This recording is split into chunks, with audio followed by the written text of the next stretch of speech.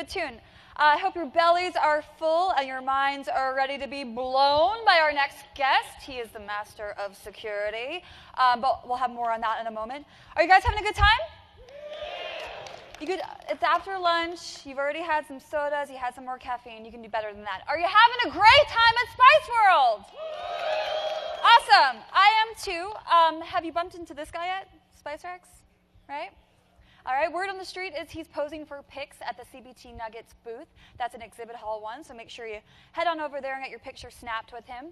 While we're on the topic of SpiceRex, I do want to clear up some common misconception when it comes to SpiceRex lore. SpiceRex isn't actually the company mascot, rather he is the community mascot. He was created by the community, for the community, more specifically by one of our first pure capsaicin spice heads, AKP 982. Now, I'd like to introduce you to a lesser-known honorary member of the community. That's this here badger. Hey, make some noise for the badger. All right, so this guy right here was sent to us by another pure capsaicin who's sitting in the front row right now, Justin Davidson. Make some noise for him. He's a PC, people. All right, so Justin basically said, hey, we need a badger badge. Nick Tolstashev, the community manager at the time, was like, nope. So Justin said, here's a badger. Next time, it's going to be a real one. So we quickly adopted the badger badge, rewarding spice heads that snap photos with a badger and post it in the badger badge thread with, of course, the badger badge. All right, so without further ado, we're kicking this afternoon off right with our next guest. He has over 15 years. Oh, photo op. Can I get in this? Please do. All right. Yes, make sure you post in the right thread, the Badger Badge thread. All right. And you guys can do this all weekend long. Just don't come, well, actually, hey, I don't care. Come up to the stage. It's a fun time.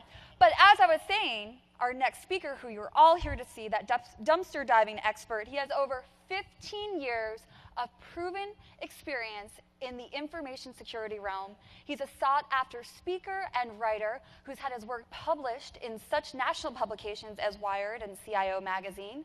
He's also appeared and been featured on NBC Nightly News, Fox Money, and NPR's All Things Considered. Please help me with a warm SpiceWorld welcome to our next guest, the CTO and founder of Acero Security, Matt Malone. Yeah! Thank you. How are you guys today? So, I went dumpster diving last night.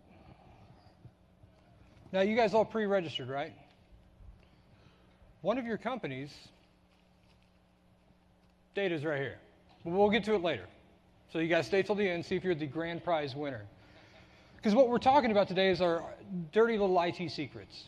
Now, I'm sure you guys don't have any secrets in the IT realm, right? I'm sure your dumpsters are clean and fine and dandy. So, this guy right here, actually, he looks a lot like a lot of you guys. So, it could have been any one of you. So this guy knows all your secrets. He's been in the dumpster. He's been in the place that you guys think, or that basically you throw all your trash, but also all your treasures, right? Pieces of information that gather away. So hopefully he's just a nice dumpster diver and he just wanted a new monitor. Why he picked that one, I don't really know. It's definitely not a flat screen. So, but the other option is that he could be a dumpster diver looking for nefarious information, Social Security numbers, credit card numbers, information on your company. So the point is we're trying to figure out how to get you from the dumpster to the headlines and out of the headlines, right? So have you guys had a breach, anybody, within the past year? Anybody had their credit stolen? Where do you think that kind of stuff comes from? So the biggest thing and the biggest fear for an IT administrator is the fact that, now, I'm sure IT administrators are not network custodians or janitorial custodians, right? Your job is to monitor and manage the IT network, and that's about it. But for some reason, when someone says you've been hacked or you've been breached, when you hear those words, those ominous words, who does everybody in the room turn to? IT. Now, you can raise your hand and say, trash is not my department, on your way out the door. So the reality is even though it's not our responsibility, and by the way, my background, I didn't just jump right into security. I came in through the networking background. So I was a network guy first, and then a security guy. So I kind of turned to the dark side. So my job today is to keep your company out of the news, and I'll show you a couple different ways to do it. But we're going to look at this is pretty much the high level agenda. But the overall message that I'm going to try and convey to you guys is you guys are going to be ambassadors to the rest of your company. So, where's your data at currently? And everybody, we kind of have this ideology that data is going to be somewhere on the server. It's going to be in the server room. It's going to be on the network. It's going to be on something that we're going to protect because we have control over that. So, let's take a look and see where our data actually is. So you've got 3 different tiers here, and this is just a rough level of, high-level overview. But we're talking about the mobile home office, we're talking about corporate office, and then we're going to talk about business partners. Now, one of the things that drives me nuts is you basically have BYOD. So everybody's bringing in their users, they're bringing in their data, they're taking it home. So the obvious thing is people don't think about the printers. So you secure the network, you secure the device, you take it and you harden it and you put it all. But if it prints, you got a problem. So, you got the home printer, you got home recycling, and then people are throwing stuff away in the trash. How many of you guys take your work home in a briefcase? And all of a sudden you've got all these, IP addresses, network maps, network topologies. Somebody spills coffee on it and just toss it out. It happens. So, again, dirty little secret that actually truly goes. So corporate servers. Obviously, we're going to protect the data on the servers. We're going to try and encrypt them. If you guys are IT administrators, you all have that closet that nobody wants to venture into, nobody wants to go near. It has a couple 486s and maybe an 8088. So, and there's these laptops that, you kind of lift it up and you got the floppy drive built in and the CD-ROM and this battery that who knows has exploded a year ago. But there's still data on those things. And the question is how secure is that storage room that it's stuff you guys don't care about. It's a 46, it's a Pentium, who cares? But the guy pushing the cart who's taking out the trash, doing cleaning, notices this thing's been sitting there for 8 months, nobody's moved it. Now all of a sudden you grab it and you take it. A lot of times I'll get people who will ask and say, well, come on, it's not like that data is really relevant. How many of you guys have changed your social security number over the past 10 years? Okay. So now this is a weird one. Under corporate offices, you'll see where it says old furniture. That's kind of a weird one, right? More often than not, anytime somebody says, hey, we're moving our offices, and they give me their cubicles. Now, I want you guys to picture for a minute and walk through your company. Go down to, let's say, finance or HR. I'm not going to pick on them, but let's go to finance or HR. You always see that person who opens a drawer, types in their password, shuts the drawer, and it's taped right to the side of it. So that kind of stuff, you take that, put it into a dictionary attack, into a brute forcing attack, man, it makes your job so much easier. You got the username, the password, kind of roughly. I mean, it's either going to be Ajax 4, Ajax 5, Ajax 6. So that kind of stuff happens, but it's amazing the amount of data.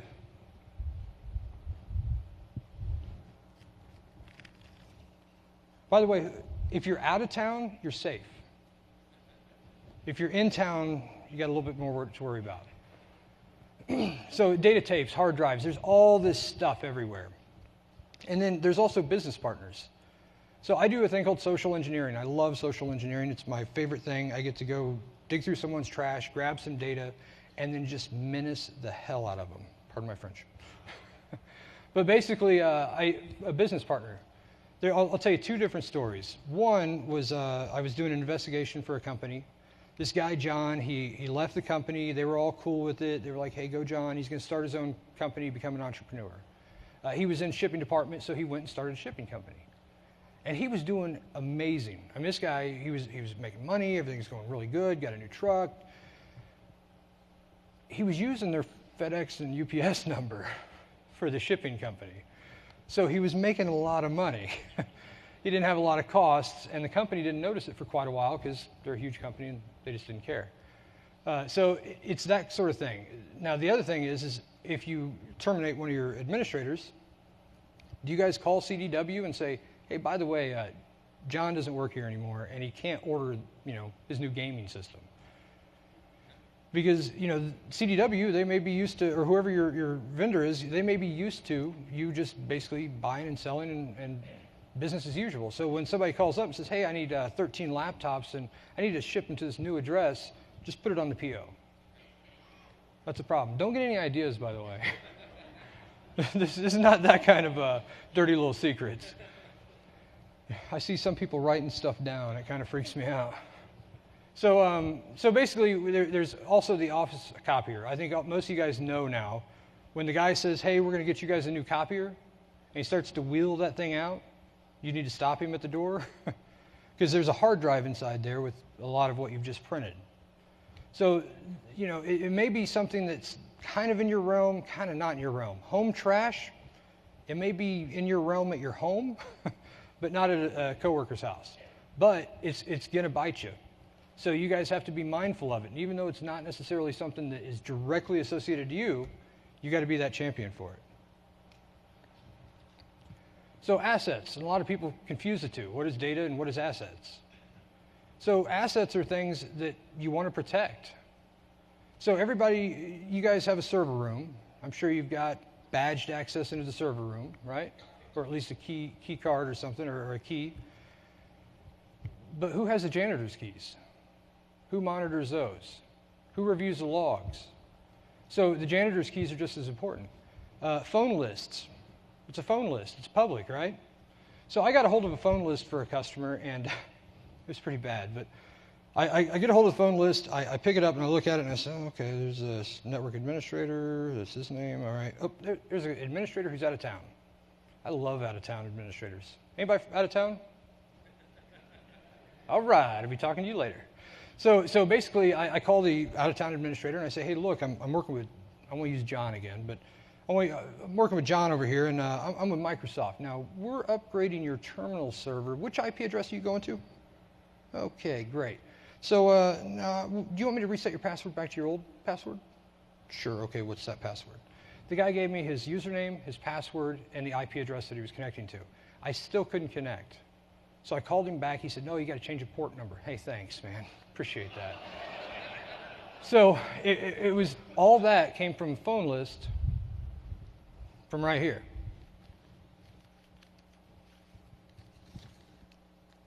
Now, anybody's company start with an L? All right, we'll get to it. So, corporate account information, price sheets. There was another vendor that, so this is at the trash at my shop. So I'm going out there and I'm throwing my trash away, and I notice that there's all this guy's, every day, he was a pesticide guy, and he's actually a neighbor of mine. He lives right down the street. So he has all of his customers list out there, all their names, all their tickets, all their every day he would go do the same thing. And I told him, I said, man, you got to at least shred this stuff, because imagine if a competitor walks up, I mean, he's got your customer list. He's, I ain't worried about it. So then a couple days later, he throws away the sprayers. I'm thinking, man, I ought to start a business on the side. I got sprayers, I got customers, I know how much they're paying. So it's that kind of stuff that can hurt the business as well. One of the biggest important assets is employees. Making sure that your employees are trained. I worked at a larger corporation here in Austin, and the guy was sending us to training, and every time somebody'd go to training, they'd quit. And they asked him, like, why do you keep sending people to training? This is stupid. He said, well, would you rather I not train them and they just stay here? That's a horrible idea. So what are the current controls? A lot of the current controls are failing. The Maginot Line, and me and my wife just got back from a trip to Europe, and I wanted to go so badly to the Maginot Line, but the Maginot Line, if you were to talk about a network security plan, this is it. They've got pillboxes, they've got tank barricades, they got airplanes and tanks inside the mountain. I mean, that's pretty cool. After World War I, they said, you know what, we're not doing this. This trench warfare sucks. We're not going to do it. We're just going to build a giant wall, an impenetrable wall that they can't go around. So they built it from Germany all the way along France. It's still there today. And it worked out really well when we tried to fight back into Germany. They used it against us. But they forgot about Belgium. So they basically just went on the Blitzkrieg straight around into Belgium and then just came in the back door and went, ta-da! So but that's the way we do this mindset of security. I'm sure you guys have firewalls. I'm sure you guys have IDSs. I'm sure you've got like this awesome technology that does threat monitoring, analytics, the whole nine.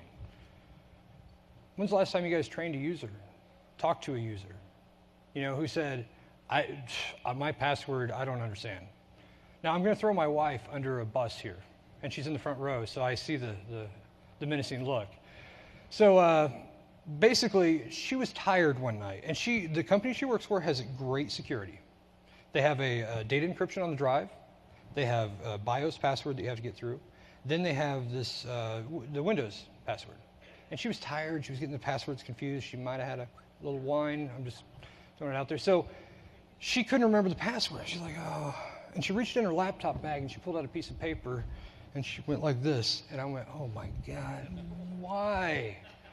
All of those levels of encryption just went to Belgium for a beer. So just understand that you guys may be doing the right thing. And granted, it's not your responsibility over here. But still, if you're French, you should probably look at the Maginot Line. I can guarantee you this guy, the Maginot Line, he's making bagels or something. He's probably not designing infrastructure security for France anymore. Now, this is a great picture. Anybody know? I will give extra credit points for anybody who can tell me where this picture is from. Close, but it's actually in Virginia. It's the National Institute of Standards and Technology. They had a control that said, you know what, we got people parking in our parking lot. We don't like this, we'll put a gate up. It's working really well, guys. So I love that picture. I just had to throw it in there and especially since it's from NIST, you're like, yes. So optimistic bias, or optimism bias. Back in the day, we had to wake up, fight a saber-toothed tiger with a rock in order to eat.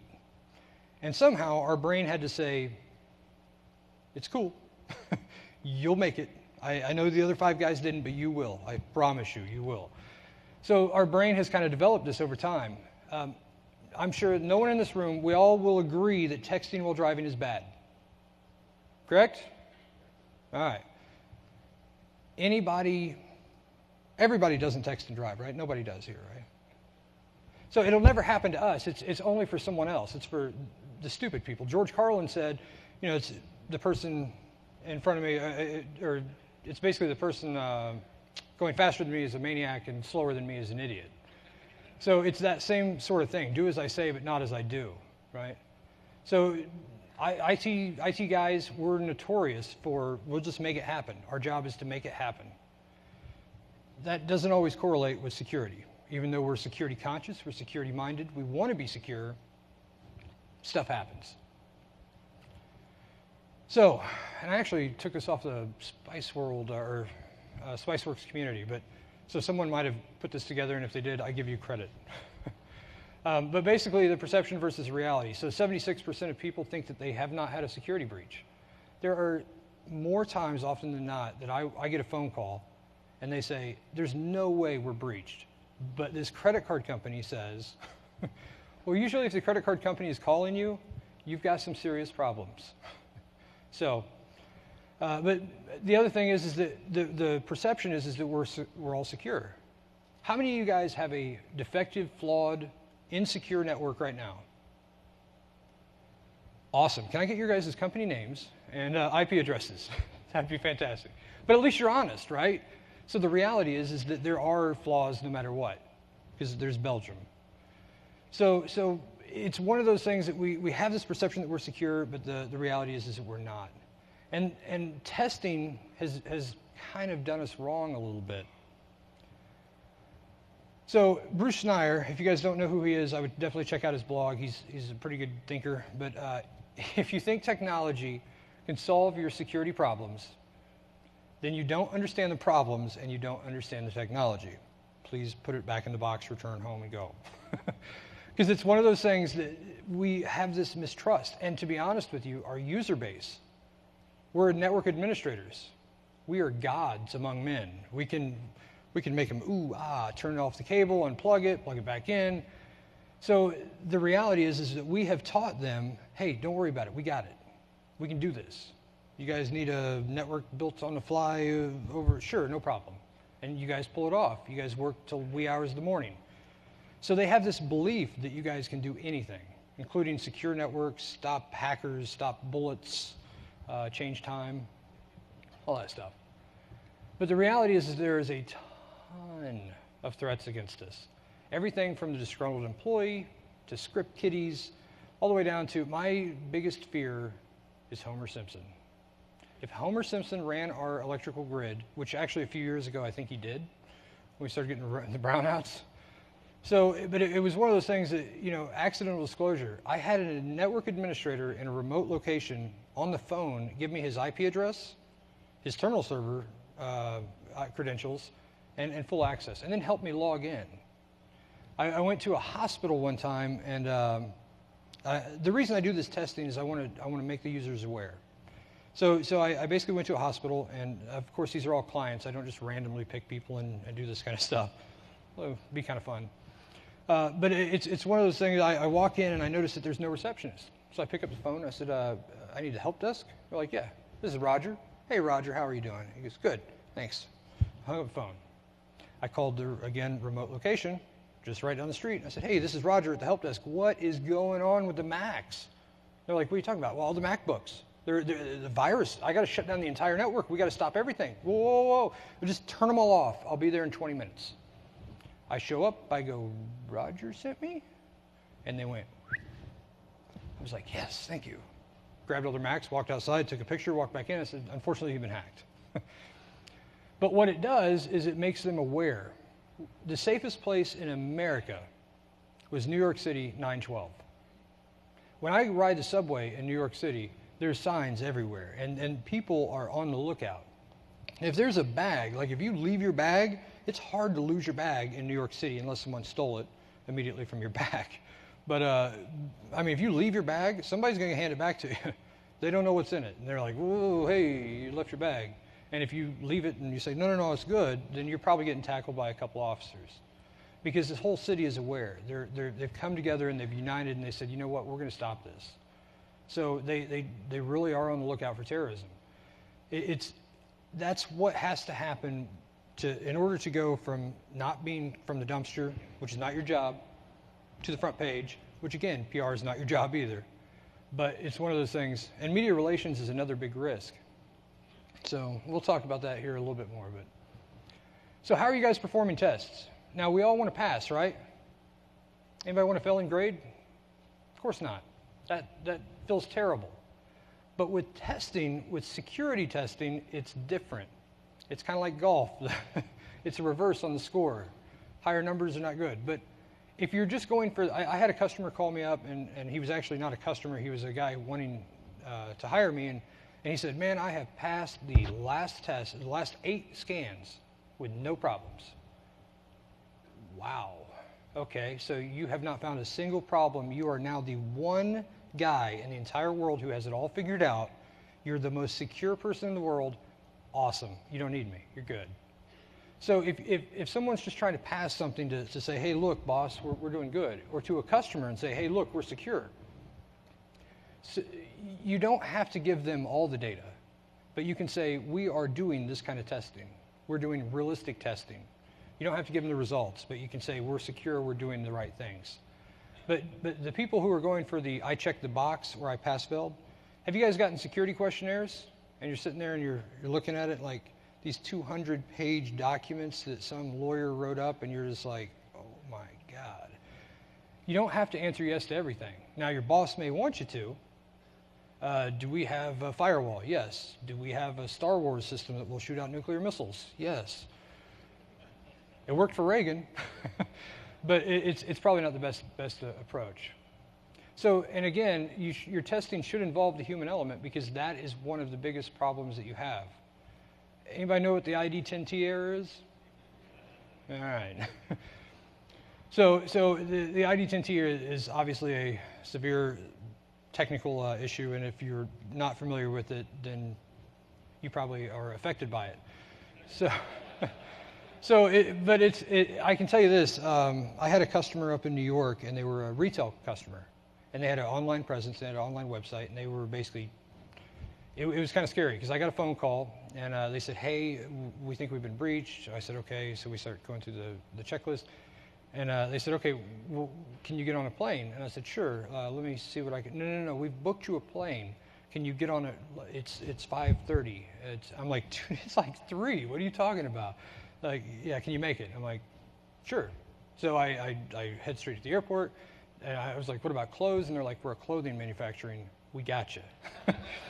So I ended up, I got up there, and the guy is literally going, I've lost $1 million. I lost $10,000. When is my network going to be up? It's like a little bit off. Hold on, slow down, because I got to work here. And it was hard because this guy, the pressure's right there. Now, you can imagine how much I charged him to get on a plane right then and drop everything, including my clothes. But I didn't have to fly naked. That was good, except for through the airport security. But it was one of those things that an assessment would have caught his issue. An assessment would have caught it a long time ago. And he was actually down for so long because I said, show me your network. If he would have had SpiceWorks, by the way, it would have worked out a lot easier for him. But I said, show me your network. And he shows me the network. I said, okay, here's your entry points, here's your exit points. They had no documentation. They come to find out there was, well, that Windows NT 4.0 box, that's not real. We don't even use it. Is it connected to your network? Yeah. The hacker's using it. So that's a problem. But they just didn't think about it because they're not used to thinking in that mentality. They were not about documentation. They were not about patch management. They were not really about much other than selling clothes. So, but they were losing quite a bit of money. But knowing the risks can help. So here's some of the ways that I test. I have badges that I use. So, and what's ironic is I actually got the badge printer out of the trash. Someone upgraded their Fargo printer, and I appreciate them donating that other one to me. So Initech, which obviously you guys know is Office Space. So I usually will print up a badge for the company, and I use a Harold Ackerman, which if you don't know why, it's because H. Ackerman spells Hackerman, which is kind of funny when the administrator goes, I don't remember putting a Hackerman in there. So so the first round of testing is really, it's against everybody. I'm just trying to understand the mentality of the company. Are they security aware?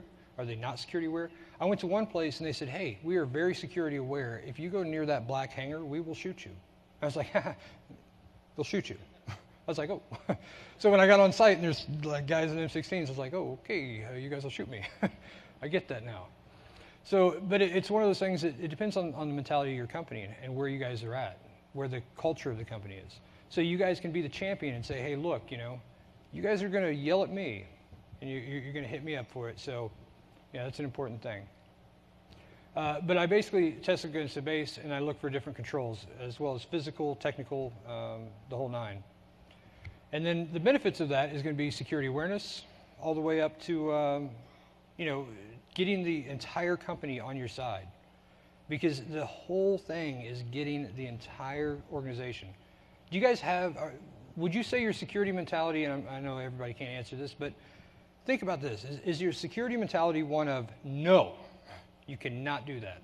That is unsecure, that's not ever going to happen. Or is it one of, let's figure it out?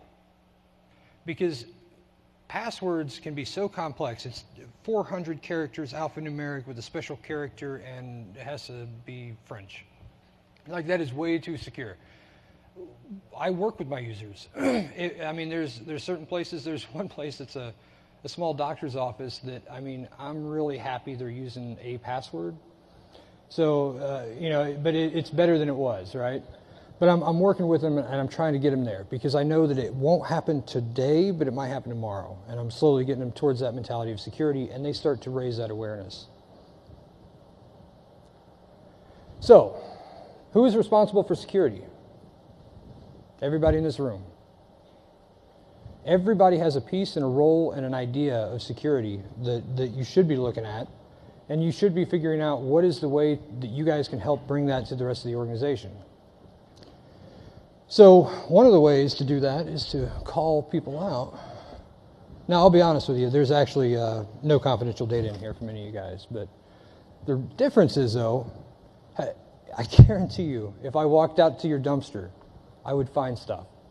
I went to one customer, and it was so bad, it happened to be that they were throwing away all their records.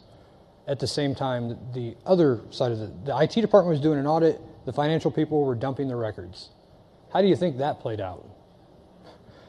So it's one of those things that if you start to basically pull things out. Now, when I do testing, I use a couple different things. So when you do testing, for some reason, everybody has a really weird memory about how things happened. Yeah, you remember how you let me into the server room door? No, I didn't. That wasn't me. So what I use is these glasses.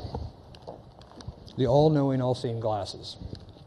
So they look like normal glasses, but they actually record the entire experience. So all of a sudden, when they say, no, I didn't do that, let's review the tape. Now, it's important not to call out single individual users, because that turns out to be a lynching, or some sort of bad thing is going to happen. But I try to call out the actions and the behaviors, because you think of the organization as a whole. Your network is a whole organization. It's something that moves and changes, and you add a firewall, you add some different devices to it, it's going to behave differently. Same thing with an organization. So working with, if you can get IT and HR, which are two organizations that usually don't work well together, unless they need their PeopleSoft up and running.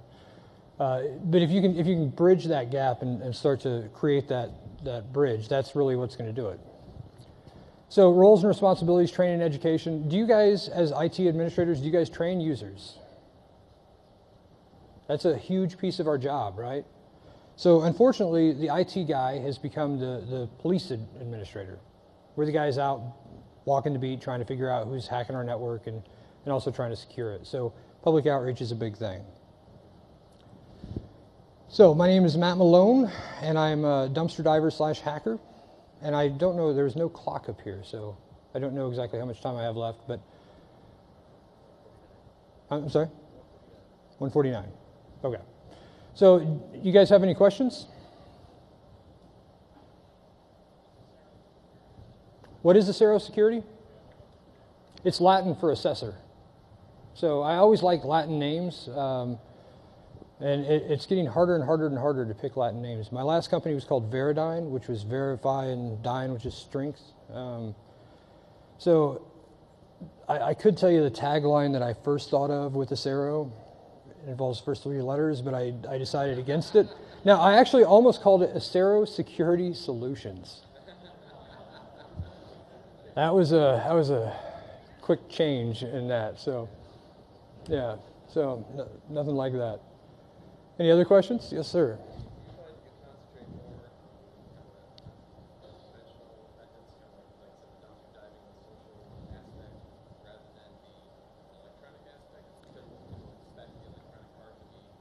Do you know how many companies there are that are out there that, I mean, vulnerability scanning? Now, back in the day, back in like 99, 98, so you look at the intelligence of the scanner or the attacker.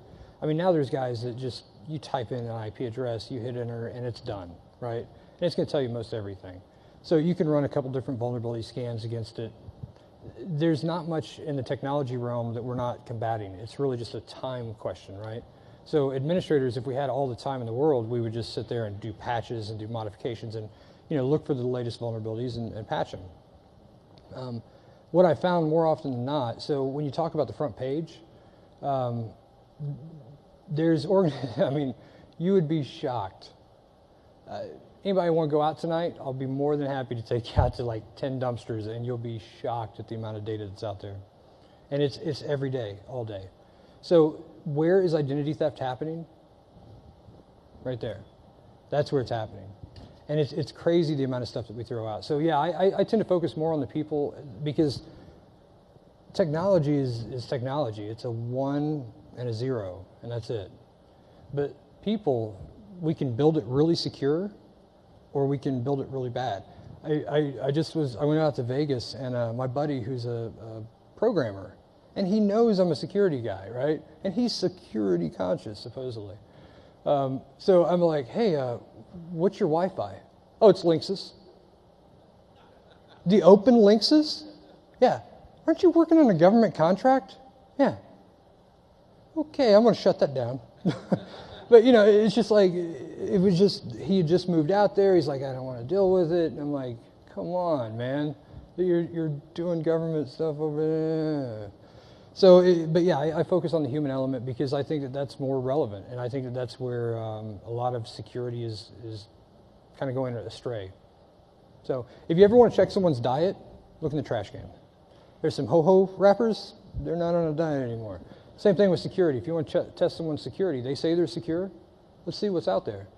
So, I mean, I recommend all you guys, just try it. Now, dumpsters are fun.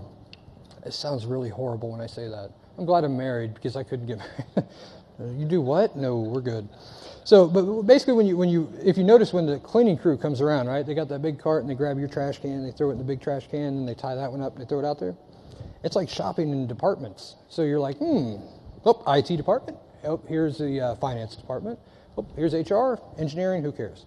So, but but it's one of those things that you can tell very quickly and very easily, you know, what department you're in and what kind of data is out there. And it's amazing, if you guys have ever been to Black Hat, you'll see like the social engineering booth. They have a phone booth. They shut the phone booth and you can hear what's going on inside. These guys rip them apart. I mean, it's just crazy. But that little tidbit of information, if I call you up and I say, hey, I got this TPS report. It's a cover page. You guys all know what I'm talking about. So if somebody's crowd surfing you and they start hearing these buzzwords, you hear enough buzzwords, you're like, he's part of the club, let's let him in. I mean, these badges that I print out, they don't work. But I'll tell you what, you walk into any place around lunchtime and you don't need them to work. But the other thing is, you just walk up and tap that thing and go, oh my God, will you let me in? I got a meeting. Sure, no problem. We're inherently helpful. Yes? So best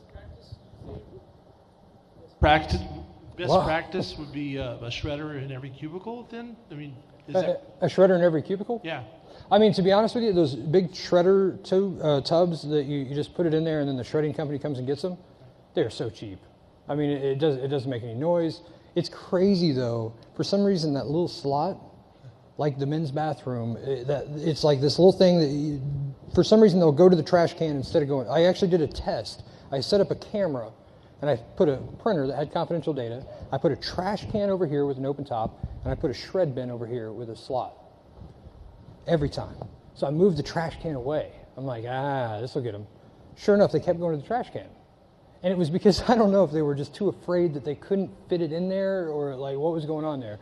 So I finally was like, okay, we got to do something about this. So we ended up getting a system that you could basically open the door, drop it in, and shut it. But really, it's all about solutions. It's about working with the users and figuring out if it doesn't work for them, they're going to do what they're going to do. They're going to drive around that post every time. So just getting them to do that is helpful. Anybody else? Yes, sir.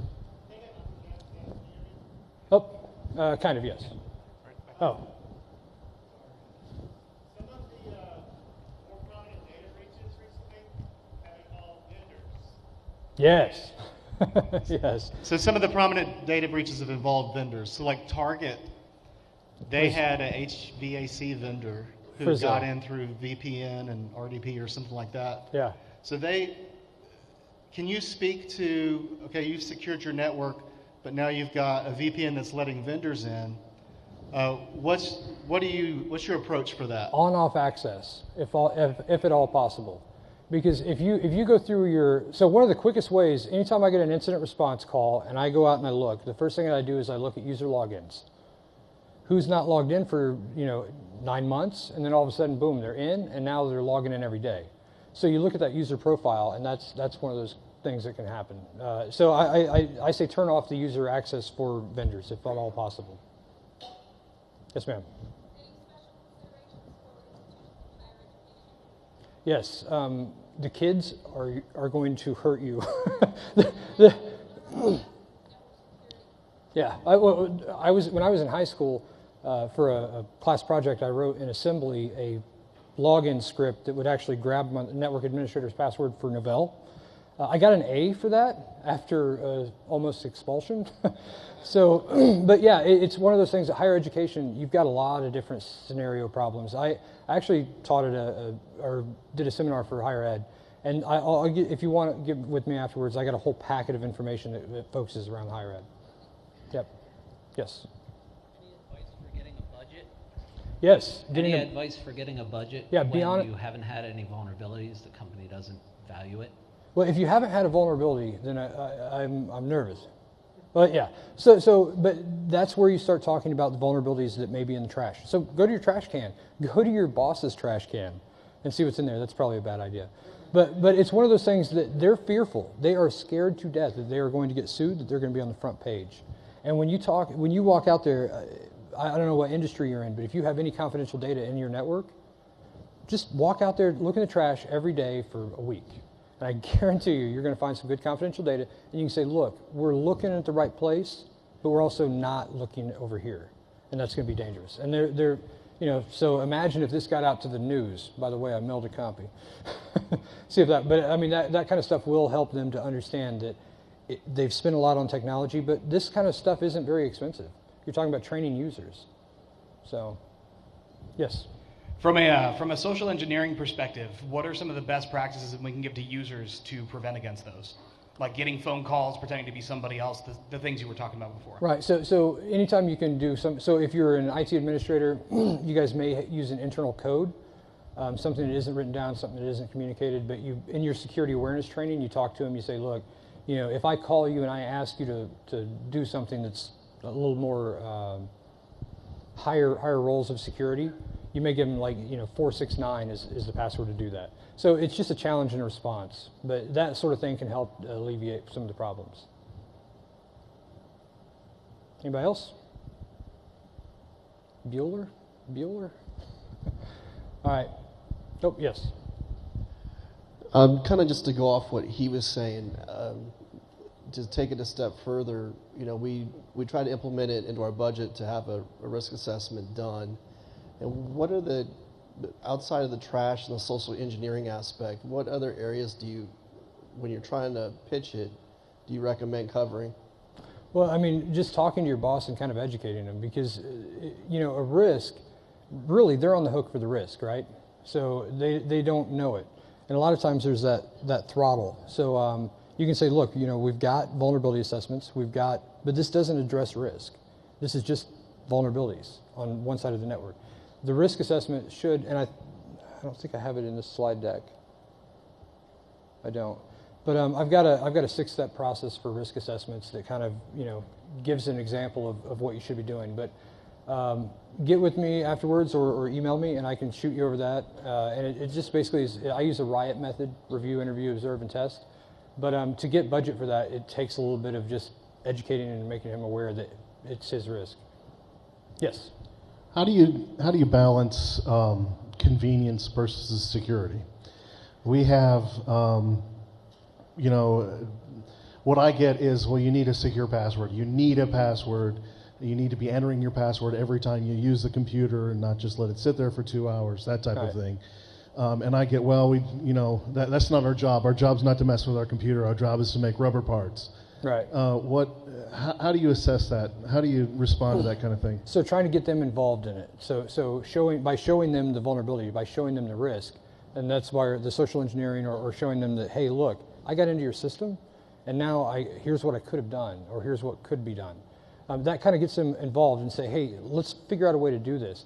Because the way I look at it is that user, at the end of the day, they're going to do the absolute, they're going to tape that thing to the monitor. I've seen in shops where it's like password 123 exclamation. Why even bother with the exclamation? Come on. But it's they're going to do what they're going to do. So continually going and working with them and training them, educating them. So getting security awareness classes and saying, hey, look, here's some risks, here's some stuff that's going on. What do you guys think we should do about it? Get them to actually give you some of the ideas.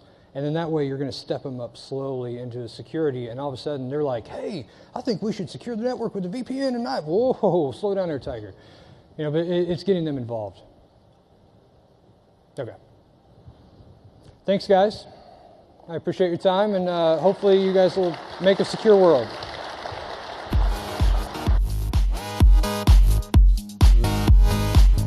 Wow, thanks, Matt.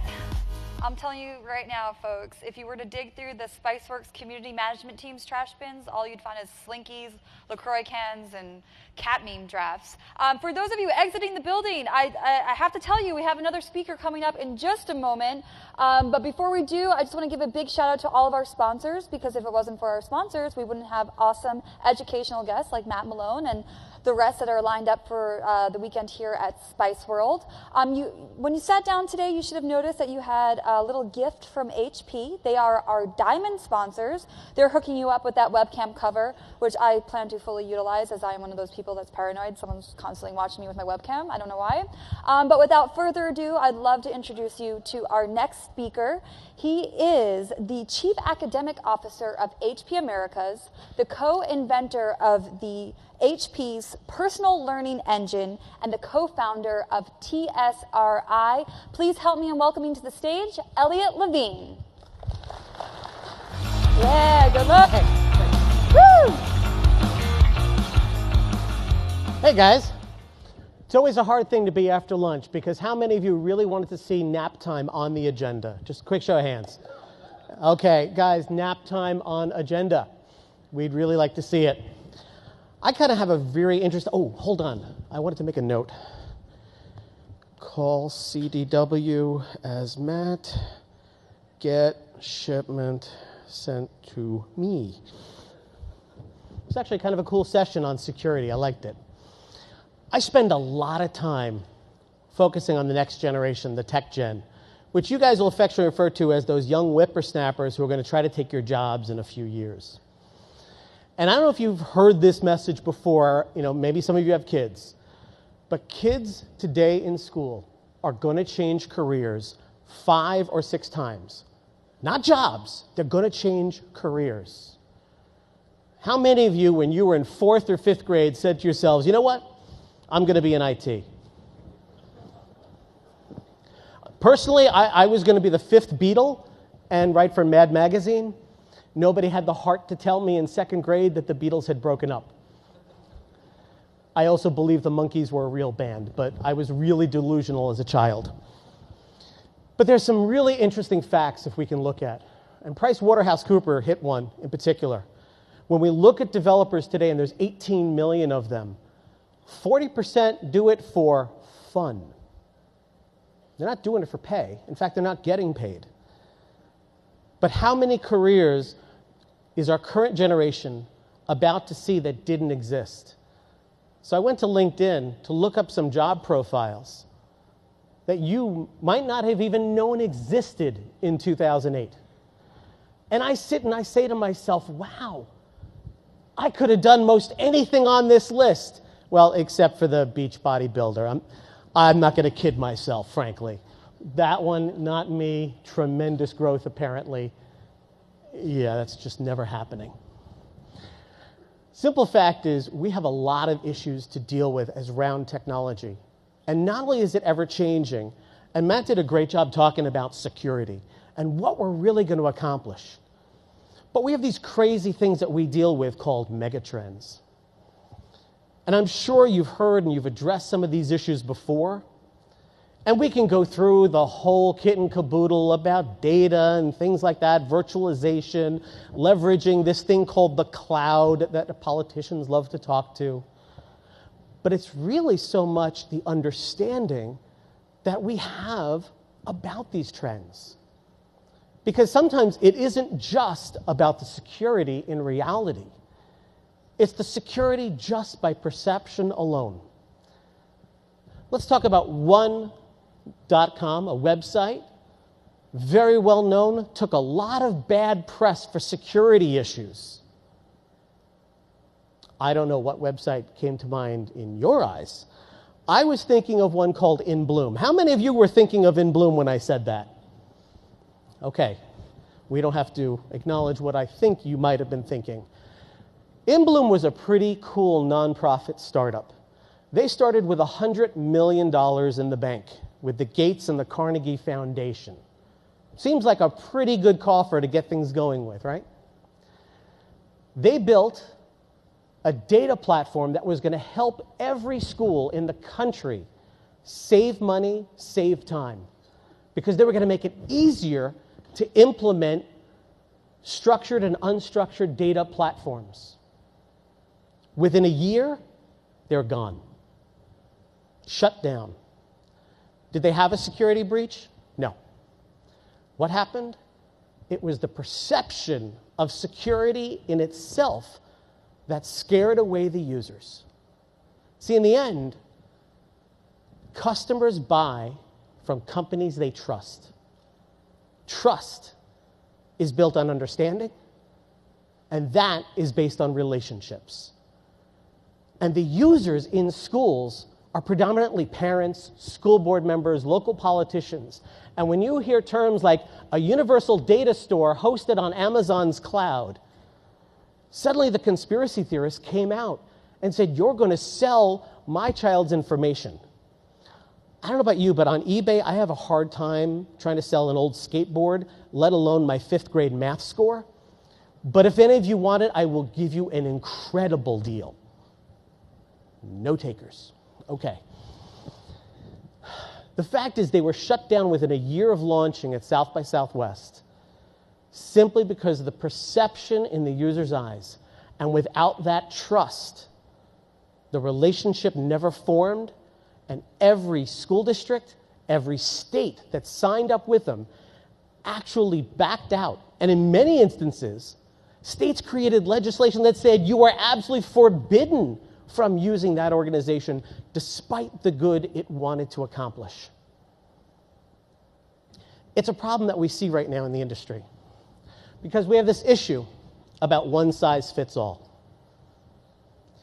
We're kind of at a unique moment in the working world that for the first time ever, there are 5 generations in the workforce today. It's never happened before. And the question is, which one do you fall into? Which one do your users fall into? And are they all the same? Can you really segment and differentiate, or do you need to personalize?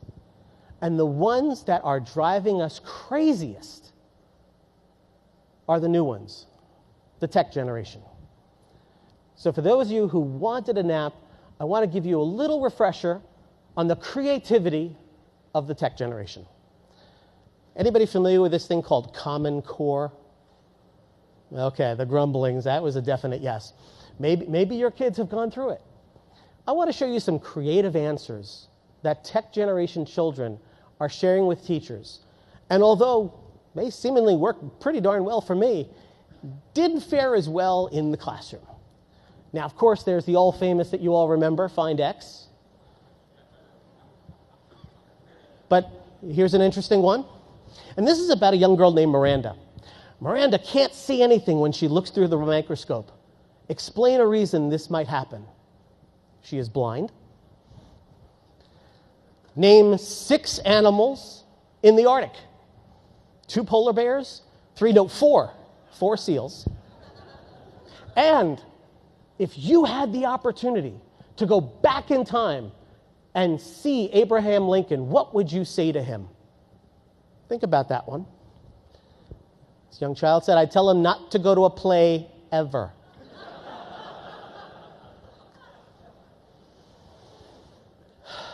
See, a funny thing happened on the way to this new tech generation, and it started right around the Great Recession. It's a movement we call Planet Me. Back in the day, we used to design very structured environments. One size fits all. We build the foundation, we build the house, we put in the room, we paint the walls. And that's simply not the case anymore. Take support by itself. Baby boomers, they have a problem. They want to be able to pick up the phone and they want to talk to somebody to talk them through it. The tech gen wants self-help. So one size fits all does not work. Let's look at the newest model. Here's the way things have been. And you notice it's very much kind of like in rows and columns. And in terms of games, it's a lot like tic-tac-toe and dots that our parents and grandparents used to play endlessly and mindlessly. But we're embracing this more user-centric model. Even the federal government is embracing it. Studies show 50% of federal work can be done remotely. And to date, 11% of federal workers have telecommuted. It's a huge change. We're going to go from the boxes to more of the pyramid. Where the last thing we focused on was user design, we now begin with incredible user design. We've gone from tic-tac-toe to bowling or to, beer pong, whichever you want to call it. That's the focus. It's almost like we've got to paint the walls first and build the house around it. And that's where individuals like you become so powerful and so influential. Because if we look even just at the diversity of devices that we're seeing today, what's possible? There's a whole list of different products we can see from consumption all the way through to creation. And it's not our decision to decide who, because right now, more than half of our workers are using 3 or more of these devices. Which ones are secure? Which aren't? Some of these, just by the very nature, are more susceptible to security issues. And not only can you secure it, will people believe it's secure in the first place? These are the challenges you're going to be running into.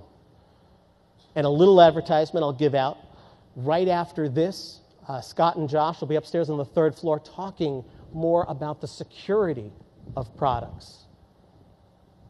Additional things I want to leave you with before we wrap up here. So I know a lot of you are here and your bosses might be wondering, hey, what is it that you're doing all that time in Austin? I really encourage you to send a tweet and mention HP SpiceWorld, because we'll send you a link that you can actually send email-ready session recaps to your bosses that actually makes it look like you've made the effort to tell them about things. I got to tell you, I think that's even cooler than the swords going on and the sabers over at Cisco. So something to keep you out of the doghouse with your boss. That's just a gift. So with that, I'm going to invite you to enjoy the rest of the show. And I'm going to leave you with one last tech gen thought. And this one is about Bob. Okay? Simple math. Bob's got 36 candy bars. Okay? 36 candy bars. He eats 29. Okay? Has 36, eats 29. What does he have now?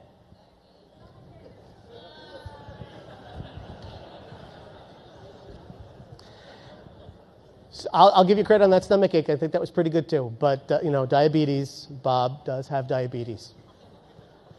So with that, thank you for your time today, and enjoy the rest of the show.